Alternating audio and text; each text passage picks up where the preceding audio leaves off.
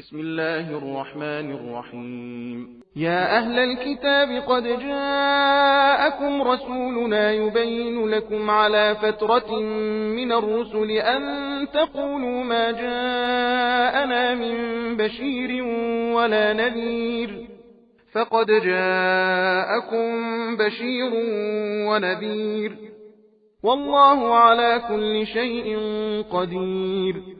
وإذ قال موسى لقومه يا قوم اذكروا نعمة الله عليكم إذ جعل فيكم أنبياء وجعلكم ملوكا وآتاكم ما لم يؤت أحدا من العالمين.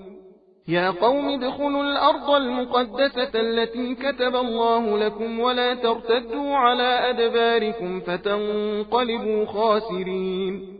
قالوا يا موسى إن فيها قوما جبارين وإنا لن ندخلها حتى يخرجوا منها فإن يخرجوا منها فإنا داخلون.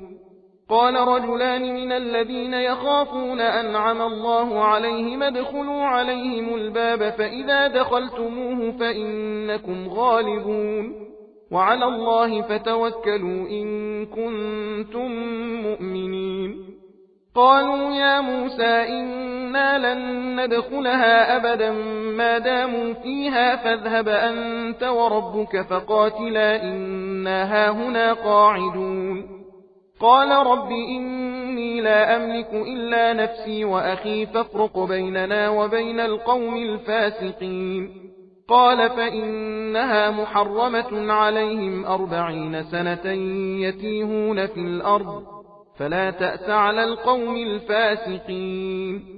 واتل عليهم نبأ بني آدم بالحق إذ قربا قربانا فتقبل من أحدهما ولم يتقبل من الآخر قال لأقتلنك، قال إنما يتقبل الله من المتقين.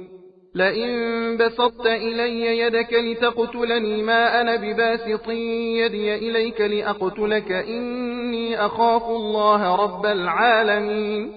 إني أريد أن تبوء بإثمي وإثمك فتكون من أصحاب النار وذلك جزاء الظالمين. فطوعت له نفسه قتل أخيه فقتله فأصبح من الخاسرين. فبعث الله غرابا يبحث في الأرض ليريه كيف يواري سوءة أخيه. قال يا ويلتى أعجزت أن أكون مثل هذا الغراب فأواري سوءة أخي فأصبح من النادمين. من أجل ذلك كتبنا على بني إسرائيل أنه من قتل نفسا بغير نفس أو فساد في الأرض فكأنما قتل الناس جميعا ومن أحياها فكأنما أحيا الناس جميعا. ولقد جاءتهم رسلنا بالبينات ثم إن كثيرا منهم بعد ذلك في الأرض لمسرفون. सबील कुरान हिदायत का रास्ता।